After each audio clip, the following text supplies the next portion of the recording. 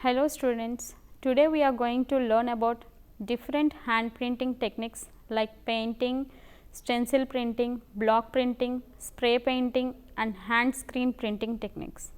Coming to the objectives of the study, to obtain knowledge about hand printing techniques, to explore in detail about the techniques and strokes involved in painting, block printing and screen printing, and to acquire knowledge about the differences existed between different hand painting or printing techniques. Coming to the hand block printing, this is the oldest and simplest method of printing design on fabrics is hand block printing or block printing by hand. It was practiced by Chinese and Indians around 2000 years ago. Block printing is still practiced today as a handicraft because of its artistic and decorative value and because of its purity and richness of color produced by it.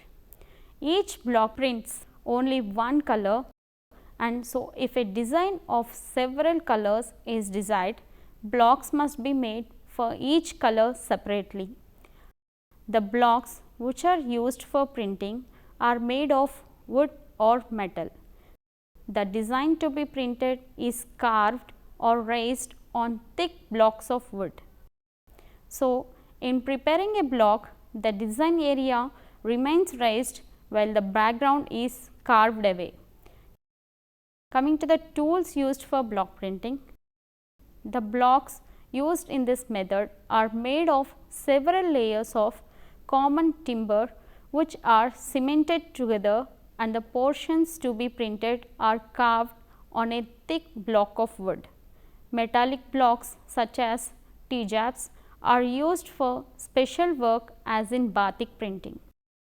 Designs with fine lines which are too fine to be cut on a wooden block are made by inserting short pieces of copper strips or pins. For obtaining a overall design of colored dots, a block-like instrument containing 10 to 40 needles is used. Besides blocks, long tables and a number of sieves along with trolley are required to carry out printing techniques. The table is generally made of wood and is covered with a resilient pad of a wooden felt cloth of several layers and gunny cloth on which a black grey cloth is fixed. The procedure for block printing is as follows. The fabric is first laid flat on the table, then has been covered by several layers of protective padding material. The dye stuff is applied in the paste form to the design on the face of the block, or the roller is coated with paste or then rolled over the block, depositing a layer of color on the raised area. This block is pressed down firmly by hand on selected portions of the surface of the fabric, forcing the color into the surface. To obtain various of colors in the same design, as many additional blocks must be carved as there will be an additional color. The more color used, the more valuable and expensive the block print will be because of the enhanced beauty as well as the labor involved in the hand printing. Since the block has to be lifted and stamped on the cloth repeatedly, its size as well as the weight should not be excessive so that it can be manipulated easily. Each fresh portion of the cloth has to be printed by a separate application of the block, and the successive impressions have to be adjusted accurately to each other. Coming to the suitability of hand block prints, today fabric is block printed only in comparatively short lengths of material. Block printing is found chiefly in decorative pieces for the home or inexpensive linens for upholstery purpose. Coming to the merits of hand block printing, this method is simple to operate and does not require elaborate or expensive equipment. Design in any number of colors can be reproduced with ease and certainty by this method.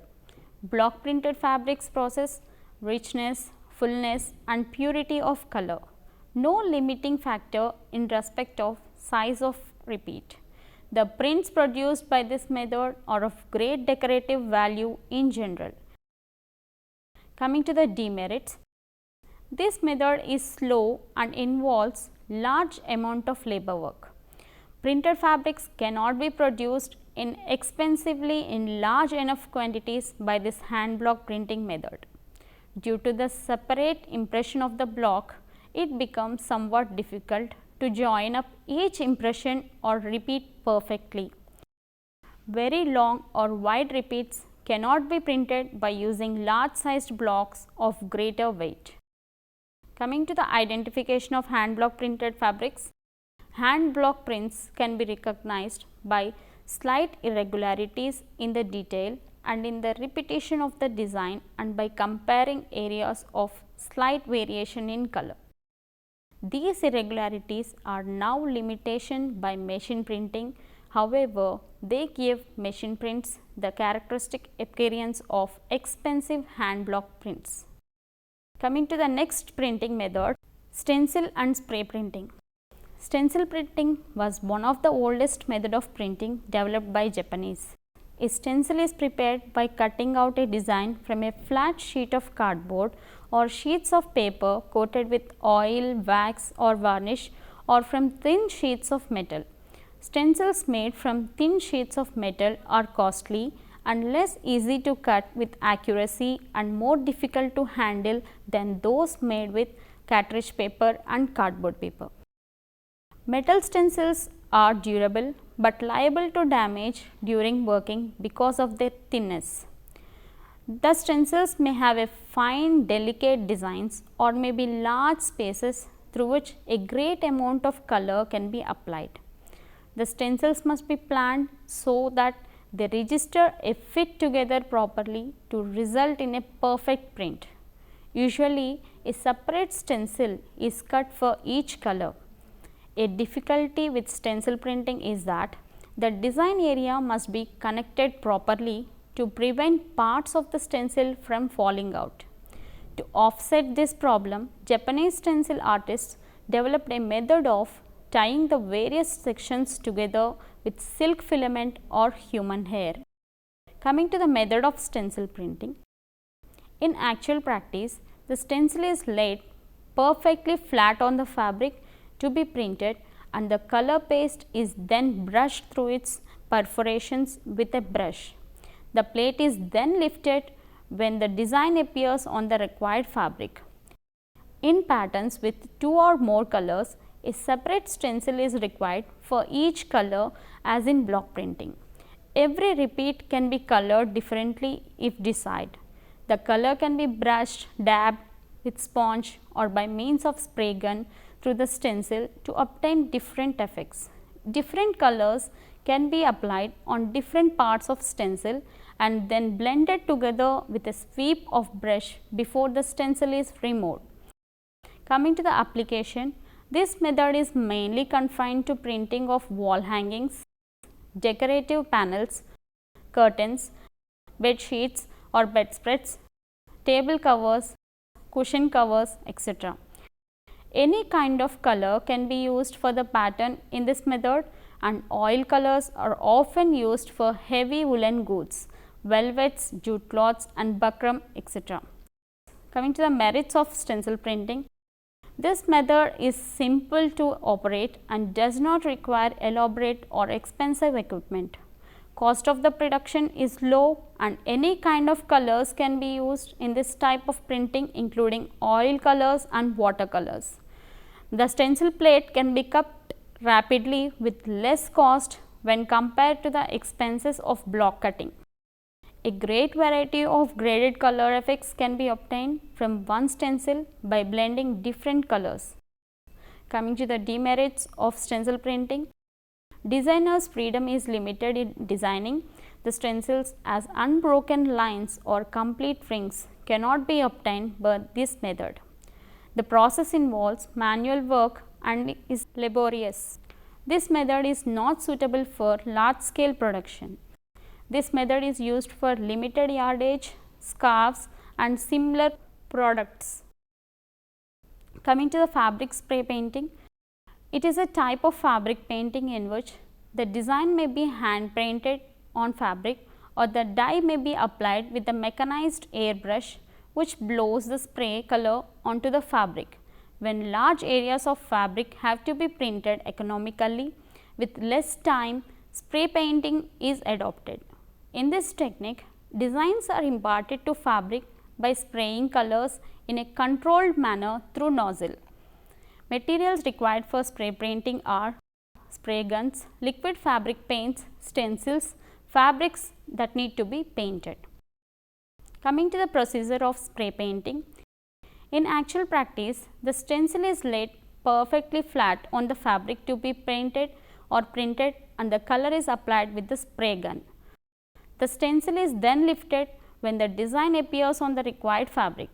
Stencil has to be cut depending on the number of colors in the design. If the design requires 2 colors, 2 stencils need to be cut. Only one color is sprayed at a time. Coming to the next technique, screen printing technique. Newest technique for decorating fabrics and it is developed from stencil process. It is an improved method of stencil printing. Screen printing is a method whereby an open but closely meshed screens mounted in a wooden or metal frame is placed in contact with the fabric to be printed and the print paste is forced through the screens by a squeegee. Originally, this technique is referred to as silk screen printing because the screens were made of strong silk threads. Originally, flat screen printing is done by hand, but nowadays it is also done by machines. Coming to the procedure for making screens, there are 4 methods for making screens. The first method is direct printing method, second is profilm method, the third is resist method and the fourth is photographic method. Out of 4 methods, photographic method discovered by Talbot is the most important and is widely used. Coming to the first method of making screens, that is direct painting method. In this method, silk screen is painted by hand with paint, blocking out those portions which are not required to be printed. This method is quite laborious. Coming to the second method, profilm method. In this method, a profilm is placed over the design and the required motifs are cut out with a sharp knife so as to form a stencil. This stencil is placed on the silk screen and is ironed so that profilm gets fixed onto the screen and is ready for use. Coming to the third method, resist method. A suitable resist material is painted on the screen in the required design. It is allowed to dry and then the whole surface of the screen is coated with lacquer. After drying, the screen is washed with warm water, removing the resist material. Now, the screen is ready to use. Coming to the fourth method, photographic method. Today, the design is photographed and a negative is used for producing screens. This method requires considerable experience and skill and is very widely used. Silk blotting cloth stretches on the screen frame is coated with a sensitive solution of gelatin dichromate and is dried in the dark. The portion of the design depicting one color is drawn separately on a tracing paper, while the dense opaque black ink, which is called a positive, is placed in contact with the sensitized screen and is exposed to light for a short time. After exposure, the screen is washed with cold water and then with warm water to remove the soluble gelatin. Screen is dried and the layer of gelatin is reinforced by applying lacquer, which is resistant to acids, alkalis and organic solvents. There will be as many screens as the number of colors in the design. Coming to the preparation of screen printing table, hand screen printing is done commercially on long tables up to 60 yards in length. The fabric to be printed is spread smoothly on the table. The surface of the table is coated with light lac adhesive. The operators then moves the screen frames by hand successfully along the whole table. Coming to the design repeats, in screen printing, it is possible to have designs consisting of squares, circles and ovals because the area not to be received the die are painted out by lacquer. After the screen is completed, it is fastened to the frame. One screen for each color and the size is large enough to include at least one repeat patterns. Screen printing is desirable for the reproduction of large patterns. Coming to the process of screen printing, in printing the fabric is spread flat on a padded table fastened securely in position. A screen representing one color of the design is set by hand over the fabric in the first position by metal brackets on the side of the table to hold it in place. The die is placed at the edge of the frame and a rubber knife or squeegee moves the die across the screen and forces the color onto the fabric through the design. This is repeated as many times as necessary to print the fabric completely. This process must be repeated for each color to be used in the design. Hand screen printing is time consuming and limited to relatively short lengths of 60 yards. Electronically controlled automatic machines can screen print long lengths of cloth at rates of up to 450 yards per hour. In this method, the back of the fabric to be printed is coated with an adhesive which causes it to adhere to the backing on a rubber conveyor belt that serves as a tabletop for printing. A series of flat screens, one for each color, are set in frames with automatically operated squeegees and are placed above the belt. After printing, the cloth is continuously fed into an oven to be dried. All types of fabric structures including wovens, knits and non-wovens can be flatbed screen printed. Coming to the characteristics, this technique is the most common form of textile printing and it involves the application of printing paste through a fine screen placed in contact with the fabric to be printed. Coming to the merits of screen printing, the color can be produced in brighter, cleaner shades than that of roller printing. Designs to be repeated can be much larger and method is simple to operate and does not require elaborate and expensive equipment. Method enables new patterns to be produced and blotch designs can be printed through this method. As many as all colors can be printed in one pattern by this method and prints obtained by this method are more intense, more bright, sharp line effects including vertical lines can be produced by this method. Coming to the demerits of screen printing, for higher production, a large number of tables have to be used requiring huge spaces. Delicate shades and gradation of colors are difficult to obtain by this method. The process is slower than the machine roller printing. Coming to the identification of screen printed fabrics. Flatbed screen prints do not have the fine line details that is possible with roller printing and rotary screen printing. Coming to the fabric painting. Fabric painting is a great way to add new life to plain old t-shirts and boring upholstery or any bland fabrics that need a boost. A number of fabric painting tools are available in the market like fabric painting tubes, fabric painting pens, paint pots and brushes. Depending on the materials, different types of fabric paints are used. For example, liquid paints are suitable for silks. Fabrics suitable for fabric painting are cotton, cotton polyester blends, woven, knitted, felt, terry cloth, silk, velvets, velveteen, corduroy, flannels, suede, leather and most synthetics. These all are the suitable materials for painting. Coming to the material required for fabric painting are cloth or fabric which is 100% cotton is the best for fabric painting, and fabric paints which are Fevicryl and brushes of different numbers and different sizes and a frame, palette, white tracing paper, design, pencil, water and waste cloth. The fabric painting can be done in two ways, like the first method is by fabric painting by freehand, which is made by painting with freehand without any design on fabric. Fabric painting by tracing the design with the help of the transfer paper is the second type. The fabric which has to be fabric painted has to be washed and ironed first. Before starting, make sure that the fabric is smooth without any creases. After tracing the design onto the fabric, using tracing carbon or white carbon, paint is applied on the fabric.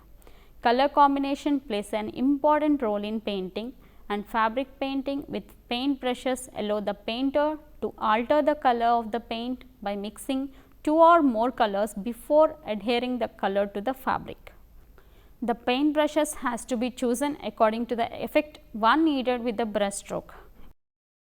In order to paint clean lines and to fill large spaces, flat shader brushes are suitable as they have a chiseled edge.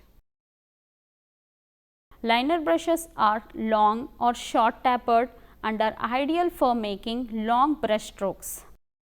Scrubber brushes are composed of tapered bristles, which are perfect for blending colors and creating short, rough strokes. Only one color is applied at a time, and the painting should always be started with lighter color first, followed by the darker colors.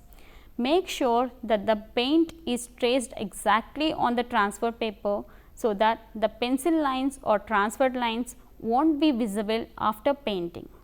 One need to wait till the first color dries and proceed into the another color. While painting, for example, if a rose flower has to be painted on the fabric, the inside petals has to be painted first with lighter shades, followed by the outer side petals with darker shades. After finishing with painting, the painted fabric has to be allowed for drying for at least for few hours so that the color can be set thoroughly. After allowing the painted sample to dry for 24 to 72 hours, the fabric has to be ironed from back side to allow the color to be permanently fixed onto the fabric. Today we have learned about different types of hand printing methods like painting, stencil printing, block printing, spray printing and hand screen printing. Thank you.